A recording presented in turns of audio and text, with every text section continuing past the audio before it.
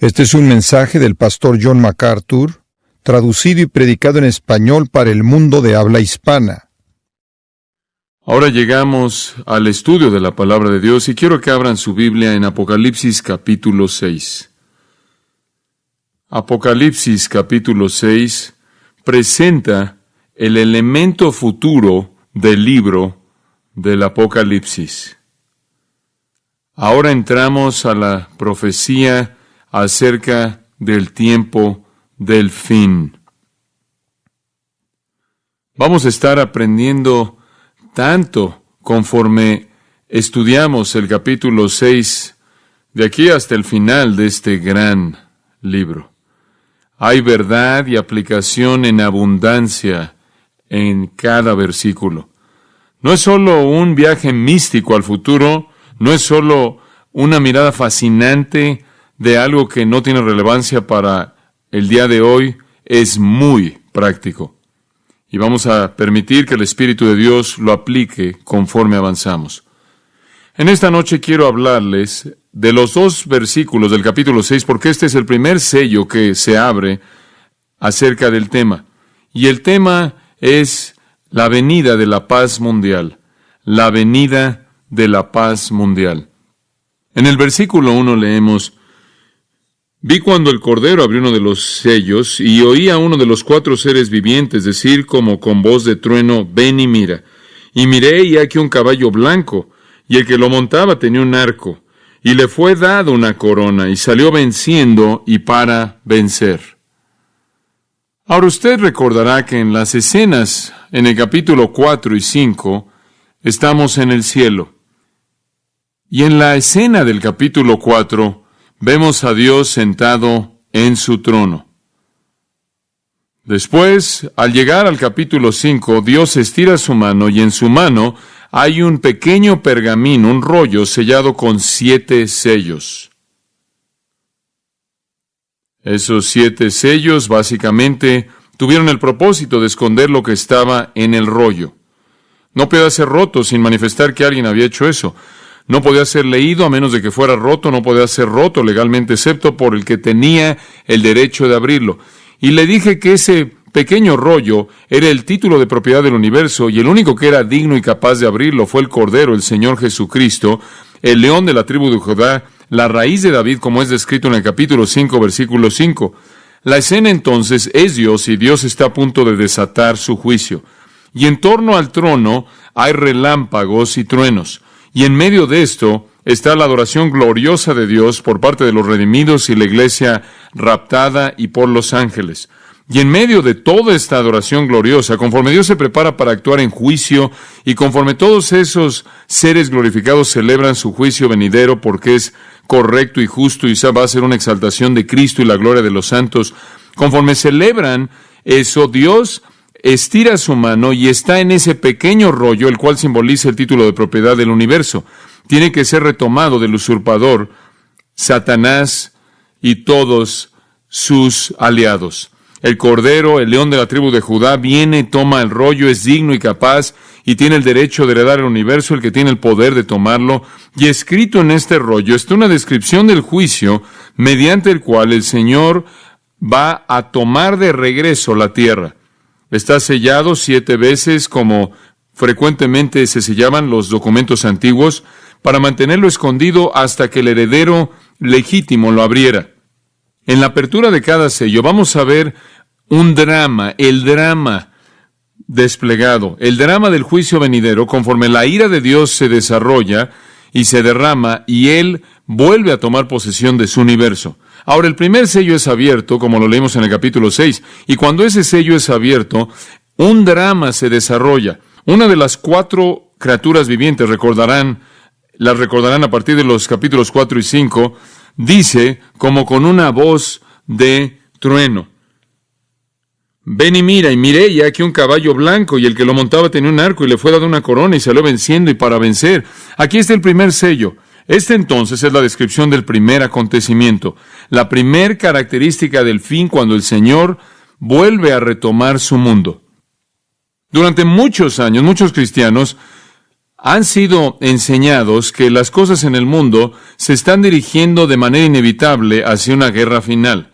A todos se nos ha dicho que nos dirigimos hacia el Armagedón y que quizás nos dirigimos a un holocausto nuclear. Quizás eso es lo que Pedro tenía en mente cuando dice que los elementos se derretirán con calor ardiente, que toda nuestra sociedad y nuestro mundo se va a deteriorar y deteriorar y deteriorar hasta que el holocausto sea inevitable. El mundo, se nos ha dicho, va a caer en un caos mayor y mayor, más profundo, mayor confusión, desastre y muerte. Todos hemos oído del mensaje de condenación, el mensaje de la guerra que se incrementa, crimen, el colapso financiero, etc. Sabemos, inclusive las Escrituras lo dicen, que habrán guerras y temblores y hambres y plagas. Vemos al mundo que nos rodea y vemos a la gente preocupada por la manera en la que la sociedad vive, preocupada por las finanzas, preocupada por el alimento y la provisión de alimento, preocupada por el combustible y por la provisión de combustible, preocupada por el ambiente, por la contaminación.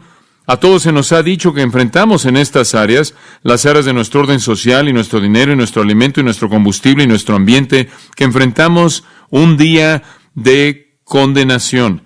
Enfrentamos dilemas imposibles de superar que llevan al globo a un infierno viviente final. Estamos en una pendiente que va hacia la destrucción. ¿Pero realmente esa es la escena? Sí, en últimas, pero no temporalmente. De hecho, antes de que lo peor venga y vendrá, van a haber buenos tiempos. Creo que nos dirigimos hacia una paz mundial, una prosperidad mundial, hacia la seguridad mundial. Antes de que las cosas se pongan mal, van a mejorar. De hecho, muchos líderes mundiales están convencidos de esto. Muchos líderes mundiales, y usted puede leer de ellos o simplemente escuchar lo que se está transmitiendo por televisión, leer las revistas de noticias, inclusive en los periódicos. Muchos líderes mundiales están convencidos de que los problemas en nuestro mundo, los problemas de el alimento y combustible, la sociedad y el ambiente, estos problemas son tan serios y son algo tan crítico que están desviando la atención de las naciones del campo militar y toda la ingenuidad que ha sido derramada en los viajes espaciales, toda la ingenuidad que ha sido derramada en el desarrollo de armamento, en el desarrollo de armas, se va a mover hacia la sociedad y la economía y el ambiente y el alimento y el combustible y el genio maravilloso del hombre, la inteligencia maravillosa del hombre, nos va a sacar de esta caída. El mundo, conforme lo ve usted en el día de hoy, está abriendo sus brazos.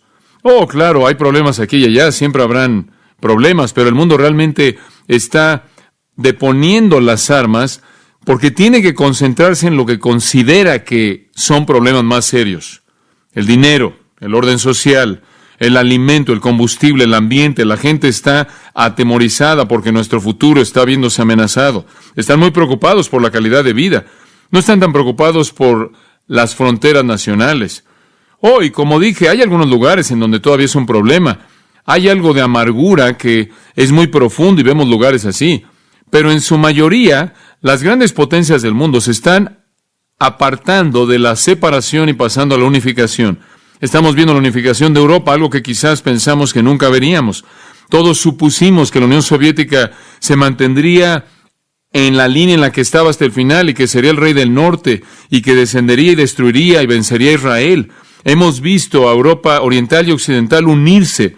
Estamos viendo inclusive ahora cómo se están quitando esas barreras de comercio. Están hablando de una moneda en común. Están hablando de eliminar todas las barreras de comercio para facilitar una economía en común, de tal manera que los ricos puedan ayudar a los pobres para que se vuelvan más ricos.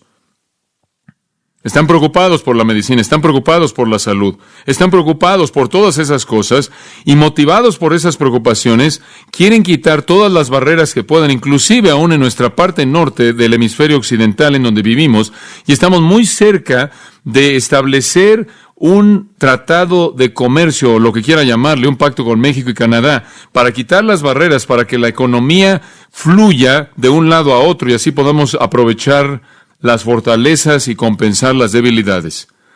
Un esfuerzo tremendo, tremendo se está llevando a cabo en los diferentes pensadores de nuestro mundo para pensar en medios mediante los cuales la unificación del mundo puede ocurrir.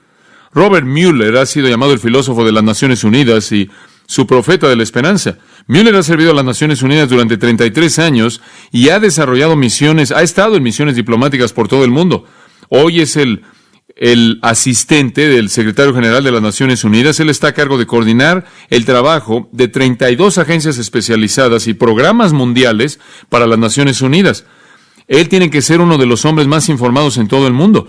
Y Mueller está convencido, y cito, de que no habrá una tercera guerra mundial entre las grandes potencias, fin de la cita, sino que en lugar de esto, él dice, nos dirigimos a una nueva era, un nuevo mundo, un nuevo Génesis, a un verdadero renacimiento global, en donde Dios permanece político, moral, espiritual, para hacer de este planeta que dure lo más que se puede, lo que siempre hemos querido que sea el planeta de Dios, fin de la cita.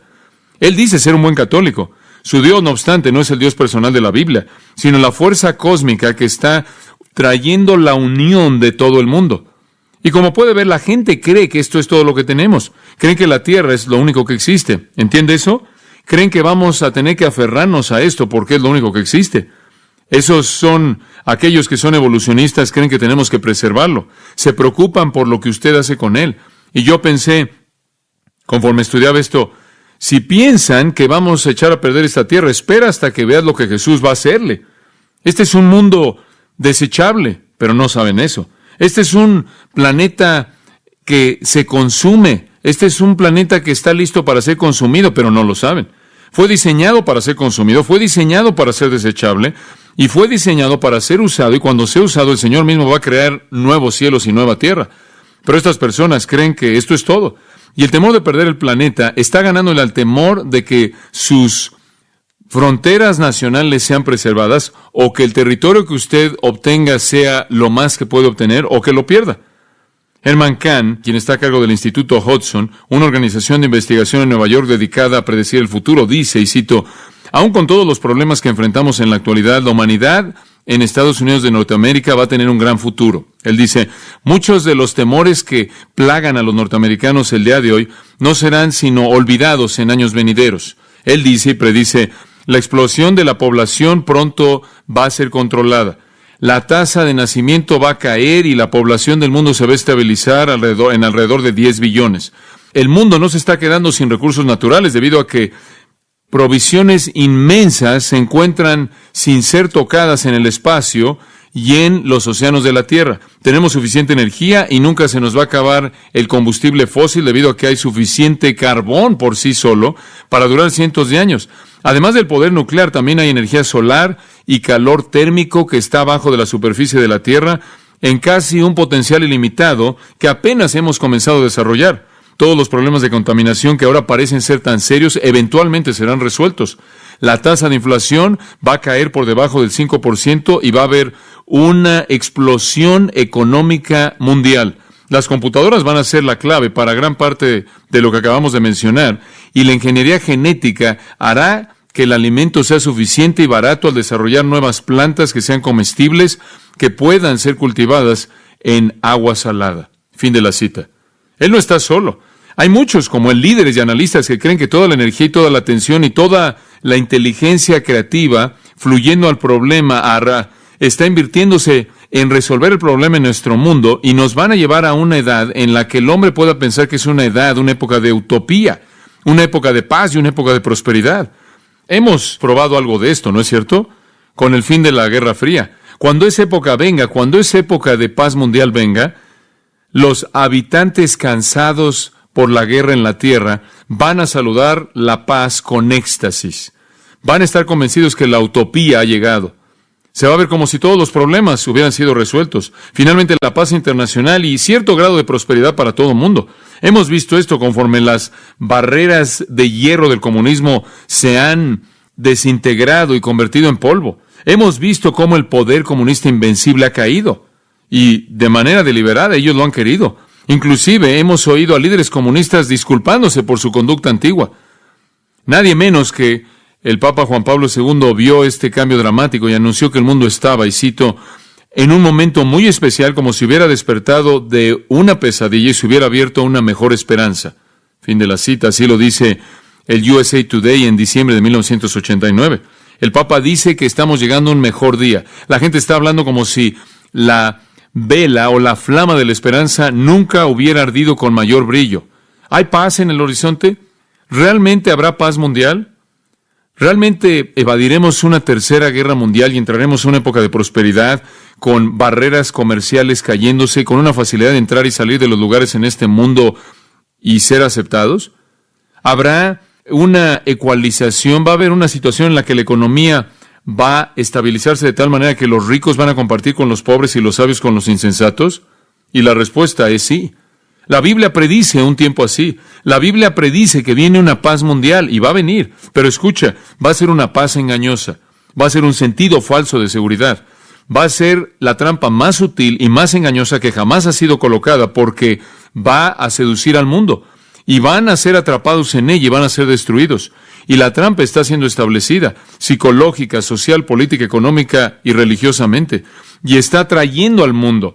La paz internacional es el anzuelo. Es el anzuelo para la trampa en la cual la raza humana va a ser atrapada para sentir la furia final y completa de la ira de Dios. Nos dirigimos hacia la paz. En un discurso al pueblo norteamericano, el presidente Bush dijo esto: estamos comenzando una nueva era.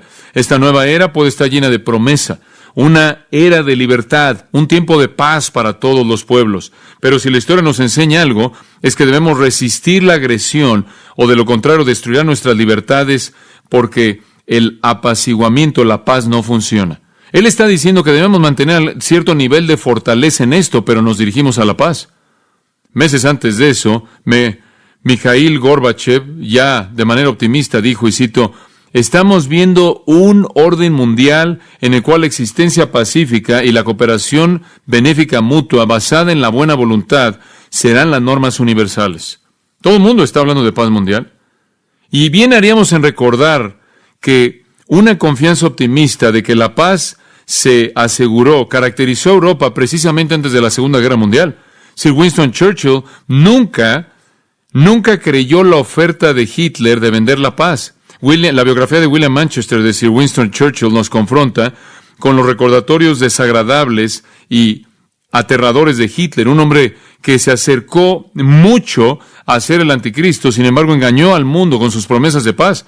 Escuche lo que Manchester escribió, y cito: Thomas Jones, quien había estado entrando y saliendo de Whitehall por un cuarto de siglo, escribió en su diario: todo tipo de personas que han conocido a Hitler están convencidos de que es un factor de paz. Él no busca guerra, sino amistad. Al ver a los medios masivos de comunicación después de haber estado en cercanía con Hitler durante una hora, después de haber estado una hora de cerca hablando con Hitler, Lloyd George dijo que él lo consideraba el alemán más grande que estaba vivo. Y un año más tarde escribió: solo desearía que hubiéramos tenido un hombre de su calidad suprema encabezando todos los asuntos de nuestro país el día de hoy. Fin de la cita. Y está hablando de Hitler. Las metas nazi inclusive fueron aplaudidas por cleros anglicanos, un grupo de los cuales expresaron, y cito: la admiración sin límites del lado moral y ético del programa nazi muestran una postura clara para la religión y el cristianismo y sus principios éticos. Fin de la cita. Sir John Simon, el secretario de Relaciones Exteriores de Su Majestad de 1931 a 1935, vio en Hitler no arrogancia, sino un hombre más bien temeroso y no preocupado por los asuntos en Europa Occidental. Y más tarde describió a Hitler al rey Jorge, y cito, como una Juana de Arco austriaca con un bigote. Fin de la cita. Arnold Toynbee, igualmente asombrado por el líder, declaró que él estaba convencido de la sinceridad de Hitler al desear la paz en Europa y la amistad cercana con Inglaterra. Hablamos de ser engañados. Y Churchill nunca fue engañado por Hitler, pero él estuvo casi solo. El engaño fue prácticamente universal y casi todo mundo interpretó de manera equivocada a Hitler y cayeron en su paz falsa y fueron matados. Y va a suceder de nuevo, nada más que ahora no va a ser Hitler, sino que será el anticristo. Y toda persona creerá que él quiere paz y será la siguiente Juana de Arco, con o sin bigote. Realmente creo que la apertura política de Europa Oriental y la apertura política del mundo se acerca más hacia la paz falsa del anticristo que la verdadera paz de Jesucristo. La religión también va a ser un factor. El ecumenismo religioso también va a ser un factor en esta unidad global. Toda persona se va a unir con el propósito de tener metas científicas y médicas y económica y alimento y todas estas cosas de las que hablamos. Pero también creo que la religión tiene que involucrarse en esto, porque la religión puede apartar a la gente. Entonces, de alguna manera se tienen que derribar las barreras entre las religiones. El ecumenismo religioso es un jugador clave en esta unidad global. La religión ha dividido a la gente. Ha habido una enemistad profunda a lo largo de la historia entre católicos y protestantes, hindúes y musulmanes y demás. Y si esto va a suceder, una tolerancia global en una paz mundial, las religiones van a tener que aceptarse abiertamente las unas a las otras. Van a tener que ignorar la doctrina y van a tener que ignorar las diferencias tradicionales. Y van a tener que formar una especie de fuerza religiosa, particularmente si todo, en cierta manera, va a ser controlado por el anticristo. Y bueno, está sucediendo. Hay tantas ilustraciones que podríamos dar y estar aquí horas, simplemente al darles ilustraciones prácticas del movimiento hacia la religión, una religión mundial, hacia la tolerancia de todo. Y por cierto, al mismo tiempo, debo decir, a manera de paréntesis, intolerancia hacia el cristianismo verdadero. Esa intolerancia hacia el cristianismo verdadero va a escalar en este proceso. La hostilidad hacia nosotros va a escalar, pero creo, como lo he señalado, que la iglesia es arrebatada antes de que la paz falsa venga, y entonces estaremos fuera del camino y pensarán que la barrera más grande ha sido quitada. Permítame darle algunas ilustraciones. La Madre Teresa, quien ustedes saben yo he conocido y he hablado con ella, y aquellos que trabajan con ella nunca trataron de convertir a hindús muriendo a Cristo. He estado en su casa, ahí en Calcuta, y ella nos enseñó y pasamos un tiempo con ella en los recintos de las hermanas ahí también, en ese mismo lugar. Ella nunca trata de convertir a hindús que están muriendo a Cristo. Ella dice, cito, si al venir cara a cara con Dios lo aceptamos en nuestras vidas, entonces nos volvemos un mejor hindú, un mejor musulmán, un mejor católico, o mejor lo que seamos. Lo que Dios es en tu mente lo debes aceptar. Fin de la cita. Realmente no le importa si usted es hindú, musulmán, católico, lo que sea, siempre y cuando usted venga cara a cara con Dios, lo que quiera decir con eso. Uno de los escritores católicos más leídos de nuestra época es un hombre llamado Tomás Merton. Si usted ha estado cerca de algún católico que en cierta manera están en el extremo místico del catolicismo, han hablado de él. Él es un escritor muy, muy influyente, y él tiene una calidez y pasión en él que lo hace muy creíble. Un mes antes de su muerte, Merton le dijo a una congregación ecuménica de representantes de varias religiones en Calcuta, y cito, mis queridos hermanos, ya somos uno, pero imaginamos que no lo somos, y lo que tenemos que descubrir es nuestra unidad original. Fin de la cita. Lo que él está diciendo es que tenemos barreras artificiales, realmente somos uno, todos nosotros, independientemente de qué religión seamos. Él estaba haciendo un eco del sentimiento de la Madre Teresa y lo que muchos otros católicos, incluyendo papas, han estado diciendo por mucho tiempo. Hay muchos católicos que en la actualidad están involucrados en la intolerancia de la meditación trascendental, zen, yoga, el misticismo oriental. Un hombre llamado el cardenal Ratzinger, un guardián vaticano de ortodoxia católica, publicó una carta de 23 páginas a mediados de diciembre de 1989 a 3,000 obispos católicos romanos. Y en esa carta, la declaración que él hizo, la cual fue aprobada por Juan Pablo II, en esa carta no condenó el misticismo oriental o la meditación de la nueva era o la técnica yoga, sino que de hecho sugirió, y cito, tomar de ello lo que es útil. Fin de la cita. Juan Pablo II públicamente ha alentado una actitud así sincretista. En las universidades de Calcuta y Nueva Delhi, en su visita de 1986 a la India, el Papa le dijo a audiencias hindús, y cito, que la misión de la India es crucial debido a la intuición de la India de la naturaleza espiritual del hombre. De hecho, la contribución más grande de la India al mundo puede ser ofrecerle una visión espiritual del hombre. Y el mundo bien hace en asistir con disposición, en poner atención de manera dispuesta a esta sabiduría antigua para encontrar enriquecimiento para la vida humana. Fin de la cita. Esa es una declaración increíble, ¿no es cierto? De alguien que supuestamente debe ser la cabeza de la verdadera iglesia acerca de una religión idólatra que adora demonios en la India. Otro líder mundial muy importante es un hombre llamado, con el título Dalai Lama. Su santidad el Dalai Lama, quien es Dios para la mayoría de los budistas tibetanos, ha sido bien recibido, claro, por católicos romanos alrededor del mundo. 2 veces se ha reunido con el Papa Pablo VI, se ha reunido 5 o más veces con su buen amigo Juan Pablo II, y dice el Dalai Lama, y cito, ambos tenemos el mismo objetivo. Y al comienzo de su gira por Estados Unidos de Norteamérica, lo llamaron el Dios Rey. Él en la Catedral de San Patricio en 1979 fue reconocido, y la relación entre los budistas y los católicos, el Papa y el Dalai Lama, ha continuado permaneciendo fuerte. Y podría darles todo tipo de información de esto. Y tiene alguien como Sun Myung Moon y los Moonies, el fundador de la Federación Religiosa Internacional de la Paz Mundial, por cierto, diciendo, y cito, todos los hombres y mujeres de la religión ahora deben derribar las barreras del sectarianismo para alcanzar la meta más grande de la paz mundial. Fin de la cita. Por cierto, Gorbachev recibió de manera personal a Moon ahí en los recintos del Kremlin, y Moon respondió que la Unión Soviética, con la cual antes relacionaba con Satanás, ahora iba a jugar un papel muy importante en el plan de Dios para construir una paz mundial. Probablemente tenemos casi 100 concilios interdenominacionales en Estados Unidos que se están tratando de unir a todo mundo en algún tipo de paz mundial. En el estado de Washington, pensamos de Washington como un lugar bastante americano, el estado de Washington. Permítame leerle una cita del Concilio Interdenominacional de Washington, Interfe.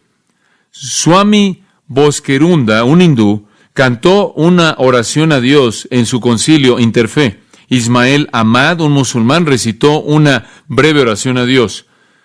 La confianza, estuvieron de acuerdo los miembros, en que era su meta más importante a corto plazo. Reuniéndose ahí en la Sociedad Vendata en Capitol Hill, aquellos que firmaron el documento del concilio expresaron sus esperanzas por el grupo conforme estaban enfrente de un altar adornado con retratos de Sri Rama Krishna, Jesucristo y Buda. Mi apoyo y corazón está en el grupo, dice Pasha Moshe Gerhasbe, un miembro de la fe Bahá'í. Boskerunda le dijo al grupo que los hindús creen en la armonía de todas las fes. Fin de la cita. Y el Papa ha declarado, y cito, los cristianos deben trabajar con las otras religiones para asegurar la paz. Estos simplemente son muestras de lo que está sucediendo en la religión conforme se mueve hacia el ecumenismo global. El movimiento de la nueva era encaja con esto. El misticismo, el presidente Bush, usted recordará, después de una reunión en Helsinki en septiembre de 1990, expresó la esperanza de que el plan que se desarrolló en Helsinki consistía en traer el nuevo orden mundial. Y el presidente Bush dijo, esta es la revista Time en septiembre de 1990, y cito, si las naciones del mundo actuando juntas continúan como lo han estado haciendo, podremos colocar la piedra angular de un orden internacional con mayor paz que cualquiera que jamás hemos conocido. Fin de la cita. No creo que nuestro presidente entiende lo que viene. Todo este impulso hacia la paz no tiene nada que ver con el príncipe de paz, pero tiene que ver con un engaño falso, una trampa. El profeta dice, no hay paz para los impíos, no hay paz, pero su pasión por la paz los va a llevar a una trampa del anticristo, conforme Dios usa la paz como el anzuelo para matarlos. Y Jesús advirtió de esto. Pasen a Mateo capítulo 24. En Mateo capítulo 24 quiero llevarlos al versículo 3. Jesús estaba sentado en el Monte de los Olivos y los discípulos se le acercaron en privado y le dijeron, dinos, ¿cuándo serán estas cosas y cuál será la señal de tu venida y del fin del siglo? ¿Cuándo vendrá el final? ¿Cuándo vendrá el juicio contra el sistema del mundo de maldad y tinieblas? ¿Cuándo vendrás? ¿Y cuándo vendrá el principio de una época nueva y eterna de luz y justicia? ¿Cuándo es el final? Ellos le preguntaron con una expectativa dispuesta y llena de esperanza, y Jesús les responde de una manera bastante interesante. Jesús les respondió y les dijo, versículo 4, mirad que no seáis engañados, porque muchos vendrán en mi nombre diciendo, yo soy el Cristo, y engañarán a muchos. Deténganse ahí. ¿Cuándo va a suceder? ¿Cuándo es el final? ¿Cuándo es el juicio final? Bueno, Jesús dice que comenzará con engaño. Comienza con alguien que viene a engañar, quien dice yo soy el Cristo y trae paz. yo soy su liberador, yo soy su salvador, yo soy su Mesías. Una proclamación muy engañosa. Y no solo será uno. Noten, si son tan amables, en el versículo 5, muchos vendrán, muchos estarán diciendo esto. Habrán muchos que estarán diciendo, venimos a traer la paz mundial, venimos a traer el nuevo orden mundial. Simplemente puedo ver a los líderes mundiales alineados, ahí enfilados, diciendo que representan la liberación, representan la paz mundial, representan el nuevo día, el nuevo amanecer. Prometen liberar al mundo de sus problemas, prometen paz. Son los arquitectos de la paz falsa que comienza el juicio final. Y eso no dura mucho. Observa el versículo 6. Y oirán de guerras y rumores de guerras. Y versículo 7. Y se levantará nación contra nación y reino contra reino. Y el resultado, hambres, terremotos seguirán. Y después en el versículo 9, y habrá tribulación y persecución y serán aborrecidos de todas las naciones por causa de mi nombre. Y lo que usted tiene aquí, y no vamos a entrar a los detalles, es que Jesús está diciendo, ¿cuándo va a suceder? Primero va a haber un engaño, y ese engaño será seguido durante una época en la que llamamos la tribulación, con guerras, con hambres, con desastres naturales, con persecución. Y aún con todo lo que está pasando, ahora sigue esto, versículo 11, muchos falsos profetas se levantarán y engañarán a muchos.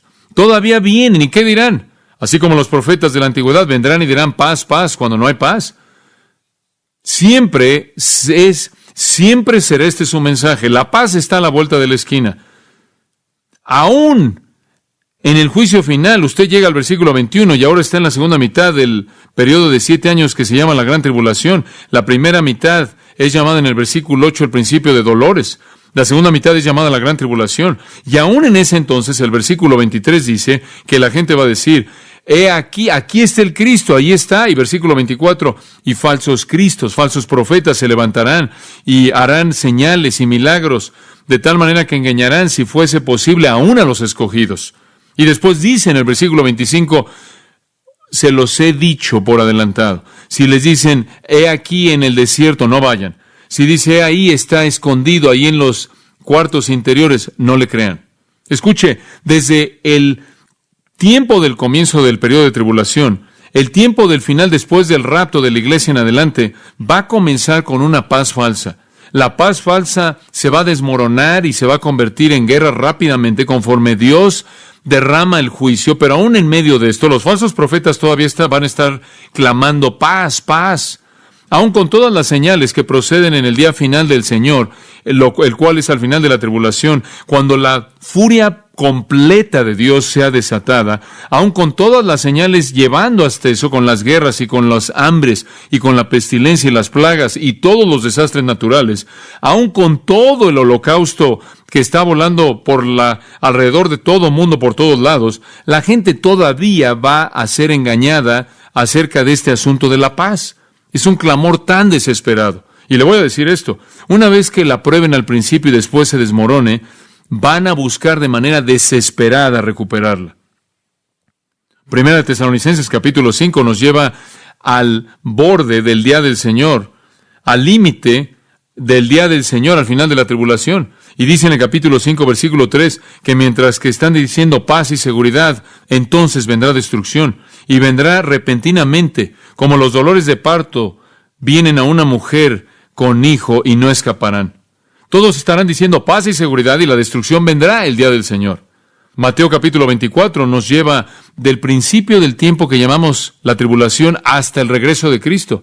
La primera fase, simplemente para que lo entienda, es esta paz engañosa que es presentada por salvadores engañosos y supuestos pacificadores, cristos engañosos, que se desmorona y se convierte en guerra.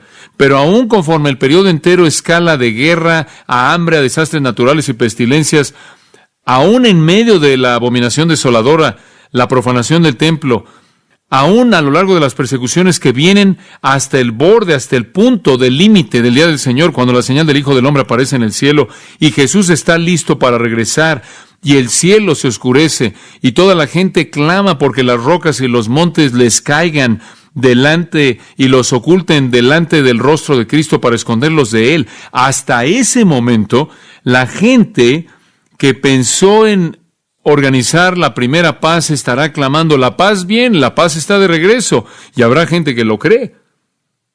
De regreso en la profecía de Jeremías, él profetizó de un día histórico del Señor. El día histórico del Señor fue un día en el que Dios iba a traer juicio en contra de Judá en el pasado, y él era el profeta de Dios para advertirles, y lo hizo con lágrimas. Él les habló de un horror venidero, de juicio divino venidero, inclusive les dijo, deben saberlo porque hay unas señales presentes. Digo, hay algunas cosas que están sucediendo que son precursores antes del día del Señor que ustedes deben conocer. Ustedes deben advertirle a la gente. Él dice, capítulo 6, versículo 1, ya la maldad ve desde el norte y una gran destrucción está ahí. La pueden ver viniendo, entonces toquen una trompeta, adviertan al pueblo, viene. Pero a pesar de eso, a pesar de todo lo que Jeremías dijo acerca de el derrocamiento de Judá y el derrocamiento de Jerusalén, a pesar de todos los precursores, a pesar de todo el juicio inminente, a pesar de el poder aquí visible a ellos, podían verlo ahí que ya venía, siguieron creyendo que todo estaría bien, que todo estaría bien. ¿Por qué? Ahí en el capítulo 6, versículo 14, porque los falsos maestros vinieron y los falsos profetas y dijeron paz, paz, seguían diciéndoles viene la paz, capítulo 8, versículo 11, siguieron diciéndoles paz, paz, pero no hay paz. Capítulo 14, versículos 13 y 14, los profetas, ¿y qué es lo que dicen los profetas? Paz, no verán la espada, no verán hambre, yo les voy a dar paz duradera. Están profetizando falsamente, dijo él. No va a haber ninguna paz.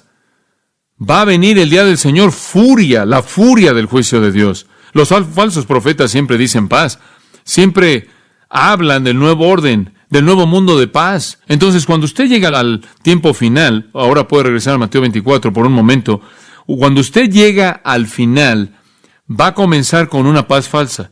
Los falsos profetas, los falsos cristos y un gran anticristo, un gran gobernante y líder, y hablaremos mucho más de él en nuestro estudio de Apocalipsis. Este gran anticristo va a estar por encima de los otros falsos cristos y los falsos profetas y los falsos maestros. Van a tratar de organizar esta paz.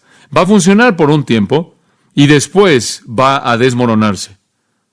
Entonces, como usted puede ver, el movimiento del mundo hacia una paz global realmente encaja en este escenario. Una paz engañosa está por venir y su venida va a ser guiada por falsos cristos y el anticristo. Y es la primera señal de que el rollo ha sido desenrollado y el primer sello ha sido abierto. Paz falsa. Ahora regresa a Mateo 24 y sigamos un poco la secuencia. Versículos 6 y 7, después describen guerras, rumores de guerra, nación contra nación, reino contra reino. Lo segundo que va a venir es guerra. Lo tercero que va a venir es hambre. Hambre. Lo cuarto que va a venir, versículo 7, terremotos, lo cual representan desastres naturales masivos. Primero paz, después guerra, después hambre, después muerte a través del desastre natural. Ahora, mantenga ahí su dedo en Mateo 24 y vaya a Apocalipsis 6 y va a ver la misma secuencia. Aquí está el primer caballo, un caballo blanco, representa, como veremos en un momento, paz. El segundo caballo es un caballo rojo y representa, ¿qué? Guerra. Él le quitó la paz a la tierra y los hombres se mataron unos a otros. El siguiente caballo es un caballo negro y representa el hambre. Y vemos la balanza y el trigo y todo eso representa condiciones de hambre. Y después el cuarto sello, un caballo amarillo, un caballo con, digamos, verdoso, pálido, representa la muerte, desastres naturales, plagas que también son mencionadas aún antes. Como puede ver, los paralelos son exactos.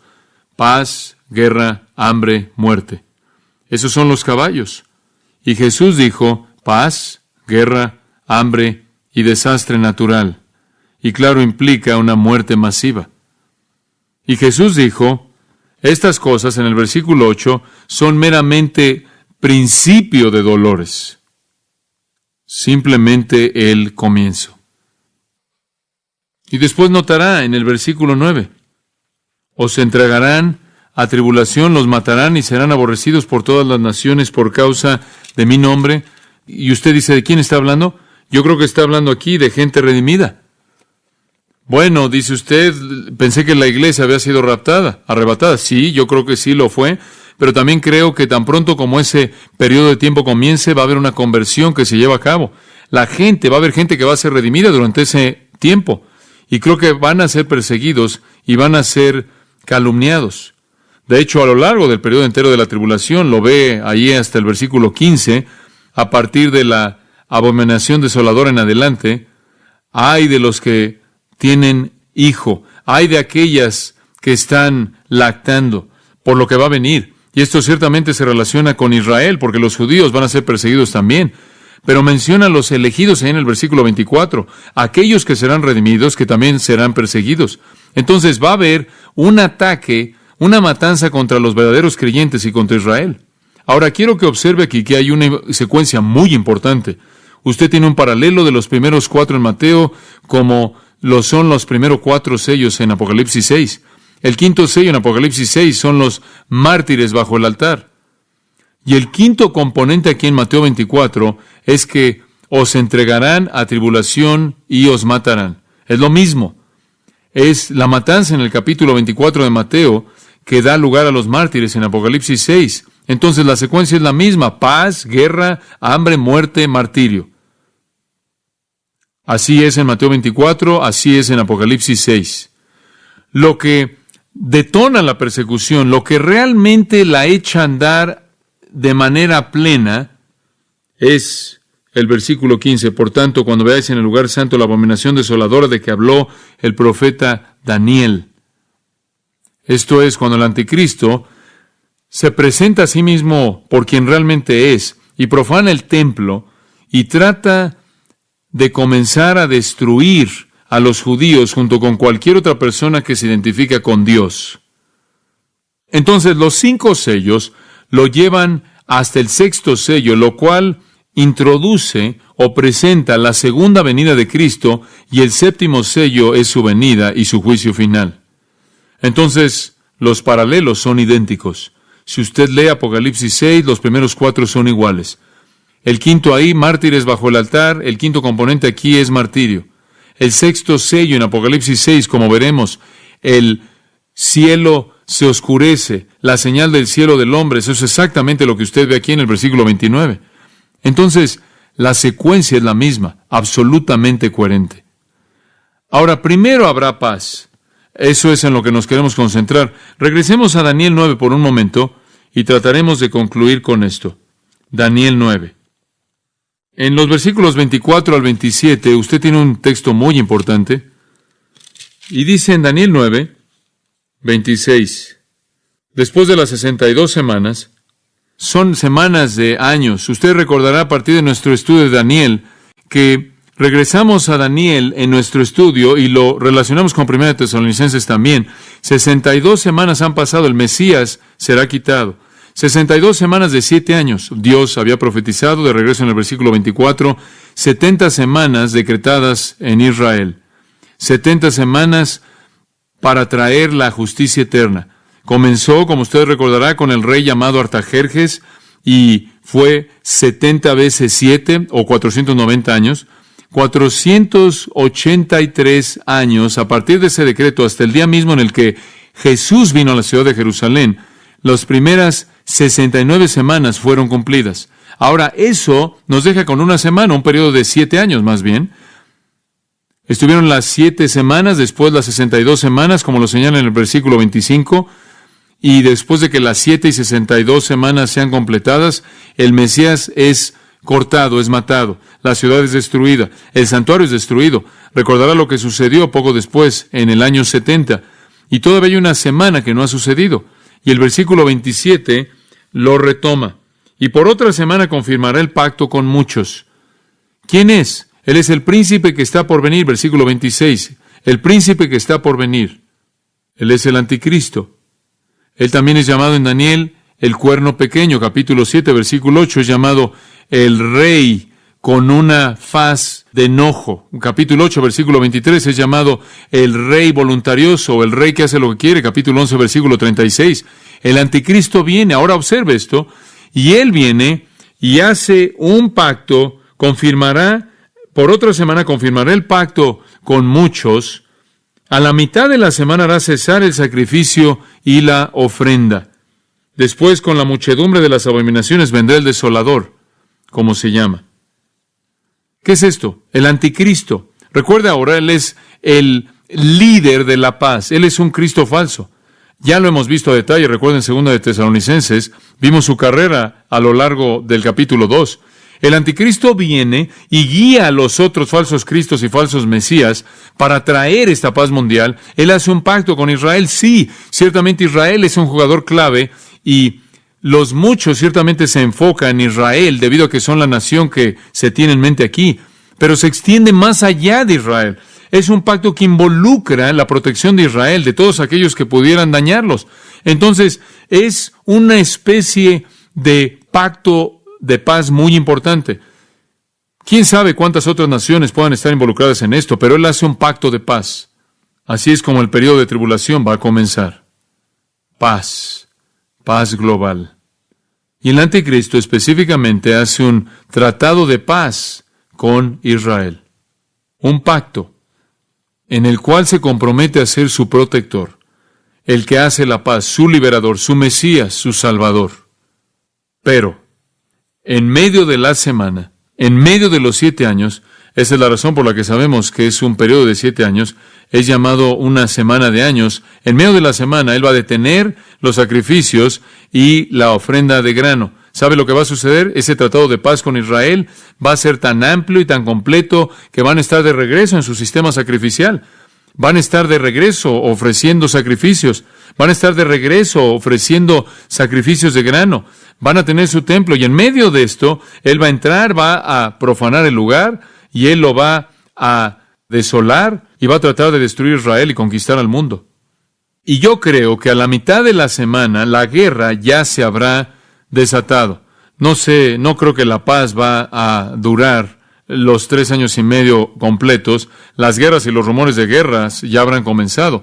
Pero estamos seguros de que se va a desatar cuando el anticristo profane el lugar santísimo conforme se presenta a sí mismo como Dios. Y veremos más de eso en el futuro en Apocalipsis, para ser adorado por el mundo entero. Y eso lleva al mundo a una guerra masiva que en últimas termina en el Armagedón. Pero todo comienza con paz. La paz viene para el mundo, para Israel. Prosperidad, seguridad. Es una trampa seguida de guerra, hambre, desastre natural, persecución intensa, el oscurecimiento del cielo, la aparición de Cristo, el juicio devastador y después su reino. Este es el futuro. Los dolores de parto van a venir comenzando con la paz. Y como son los dolores de parto, se vuelven más y más duros y están más y más cercanos, de tal manera que hay un movimiento a lo largo de ese periodo de 7 años de un trauma, una rapidez que se incrementa hasta que el acontecimiento sucede. Y después finalmente, cuando la señal aparece, el Hijo del Hombre viene. Y el último toque de furia derrama los juicios de las trompetas y los juicios también que vienen después, los juicios de las copas. Ahora, todo eso nos trae de regreso a Apocalipsis 6. Regresemos ahí brevemente. Usted dice, no has dicho nada acerca de estos 2 versículos, yo sé, pero ¿usted entiende lo que he dicho hasta ahorita? Muy bien. Entonces regresamos a Apocalipsis 6. Y cuando el Cordero abrió uno de los sellos, y oí a uno de los 4 seres vivientes decir como con voz de trueno, ven y mira. Y miré, y aquí un caballo blanco, y el que lo montaba tenía un arco, y le fue dado una corona, y salió venciendo y para vencer. Y entonces vemos aquí que la alabanza del cielo fue tan gloriosa en el capítulo 5, tan gloriosa en el capítulo 4, y ahora de pronto hay un silencio repentino. La escena cambia del cielo a la tierra. El Cordero desenrolla el primer sello, abre el rollo, el título de propiedad del universo. Y Juan ve conforme el Cordero abre el sello, rompe el sello y se revela el contenido, ese documento legal que representa al heredero legal, legítimo y su poder y autoridad de volverse a apoderar de la tierra, y conforme lo abre, ve un caballo blanco, pero no es sino hasta que una de las criaturas vivientes, una de las 4 criaturas vivientes, llama a ese caballo blanco y a su jinete. Una de las 4 criaturas vivientes, ya hemos visto en el capítulo 4 que las 4 criaturas vivientes son ángeles, querubines, el mismo tipo de criaturas descritas en Ezequiel 1, que están por todo en torno al trono de Dios, están alrededor del trono de Dios, y uno de ellos dice a gran voz como trueno, y después de todo el trueno y los relámpagos vienen de ese trueno, y lo recordamos a partir del capítulo 4, versículo 5, es un trono de juicio, y su voz es una voz de juicio, y él dice, ven, ven. Inmediatamente un caballo blanco viene con un jinete, y usted dice, bueno, ¿qué es esto? Bueno, los caballos aquí están asociados con la guerra. Me gustaría tener el tiempo de hacer una pequeña teología del caballo, pero no podemos. Los caballos representan poder, magnificencia, majestad, conquista. Y aquí viene este caballo, y viene un jinete montándolo. No necesariamente es una persona, porque el caballo rojo y su jinete, y el caballo negro y su jinete, y también el caballo amarillo pálido o verde y su jinete, como algunos lo han designado, tampoco son una persona. Son representantes. Estos representan algo y veremos eso. Simplemente una nota aquí, al margen. El Cordero rompió uno de los 7 sellos para recordarle que 7 es número de término, de algo que está completo. Esa es la razón por la que hay 7 sellos, 7 trompetas, 7 copas, porque eso completa el juicio. Cuando todos sean completados, el universo es de Cristo, el reino ha venido y el milenio está aquí. Todos estos acontecimientos también ocurren en un periodo llamado la tribulación, el cual es una semana, la 70ª semana de Daniel, un periodo de 7 años. Jesús, como dije, la dividió en 2 partes, los dolores de parto la primera mitad y la gran tribulación la segunda mitad, separándola, la abominación desoladora, la cual es cuando el anticristo profana el templo en Jerusalén, y él hace que la persecución se desate y trata de destruir Israel, y se levanta como Dios que debe ser adorado por todo el mundo. Y como vimos en la primera mitad, generalmente usted tiene 4 sellos, los cuales son paz, guerra, hambre y desastre, que trae muerte. El 5º sello, la abominación dispara la persecución, y después el 6º y 7º sello traen el fin. La mitad de este periodo es designada como 42 meses, Apocalipsis 11:2 y Apocalipsis 13:5, y aún es designada como 1260 días en Apocalipsis 11:3 y 12:6. Entonces, el periodo de tiempo está establecido. Tienen que ser 7 años, porque inclusive se nos dan meses y días para poder ver cuál es la mitad. Multiplíquelo por 2 y son 7 años. Nuestro Señor regresa, las Escrituras dicen en Mateo 24:29, inmediatamente después de la tribulación de esos días. Entonces, al final de los 7 años, Cristo regresa. Ahora, habiéndole dado el contexto, estamos al principio. El sello es abierto, la voz del querubín dice, ven, y él viene. ¿Quién es este? Algunos dicen que es Cristo. No puede ser Cristo. ¿Por qué? Porque Cristo está abriendo el sello. No puede ser Cristo. Este jinete tiene unas Stéfanos, esa es una corona que usted gana como un premio. Cristo usa una diadema como corona. Esa es una corona real, porque en el capítulo 19 ahí lo vemos de esta manera. No puede ser Cristo porque Cristo no viene al principio, Él viene al final. No puede ser Cristo porque Él no lleva un arco, Él lleva una espada. Algunos dicen que es el anticristo. Bueno, ciertamente está ahí, ciertamente incluye al anticristo. Pero los caballos no representan individuos, representan una fuerza, una guerra como fuerza, el hambre como fuerza y así también la muerte. Ciertamente el anticristo es el hombre primordial en la paz, pero el caballo y el jinete representan la paz. Él no está solo, hay muchos anticristos, muchos falsos cristos, muchos impostores, y este caballo y su jinete representan la paz falsa guiada por el anticristo. Usted dice, ¿cómo sabe que representa la paz falsa? Bueno, el hecho de que tiene un arco es un símbolo de un guerrero. Pero si usted tiene un arco, también necesita algo más. ¿Qué? Una flecha. Pero él no tiene ninguna. La ausencia de flechas habla de una victoria sin sangre. La paz mundial traída por este hacedor de pactos y sus huestes, sus cómplices, de una manera no sangrienta. Y después una frase interesante. Le fue dada una corona. En cierta manera es coronado aquí de manera democrática. No parece que la tomó, simplemente se le dio. Como si él hubiera sido honrado por el mundo y elevado y ha recibido prominencia. En esta paz él ha sido hecho rey por parte del mundo. Todo se somete a la paz, y debido a que el arquitecto de la paz es primordialmente el anticristo, todo lo sirve a él. Él es recompensado con la corona, la cual es una recompensa, un estéfanos, en lugar de una diadema, la cual es una corona de rey que le pertenece solo a uno que está en una línea legítima real. La paz es el rey, y la paz es el rey coronado por el mundo. Él salió conquistando y para conquistar. Él llevó a cabo una serie de triunfos trayendo la paz mundial. Este es el engaño del cual habló Jesús cuando dijo que muchos serían engañados. Esta es la época dorada, esta es la utopía que el anticristo ayuda a establecer con su pacto con Israel, del cual habló Daniel, paz, una paz falsa, engañosa, guiada a nivel mundial por muchos falsos mesías y guiada por el anticristo.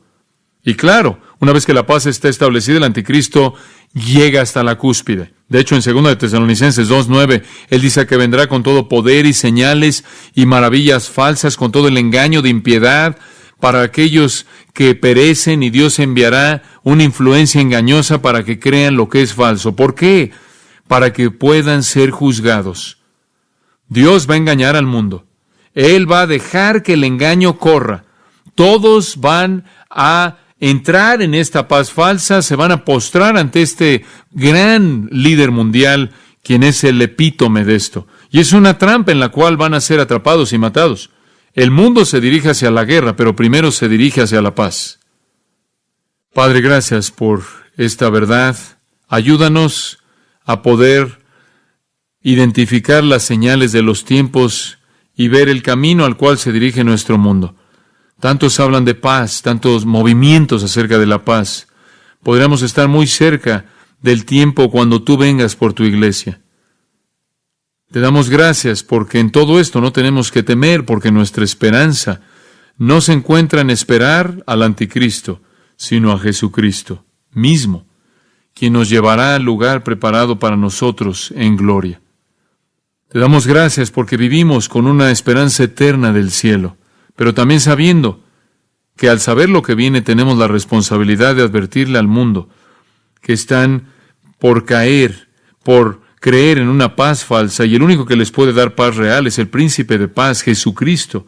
En los días que tenemos, que prediquemos la paz verdadera en el nombre de nuestro Salvador.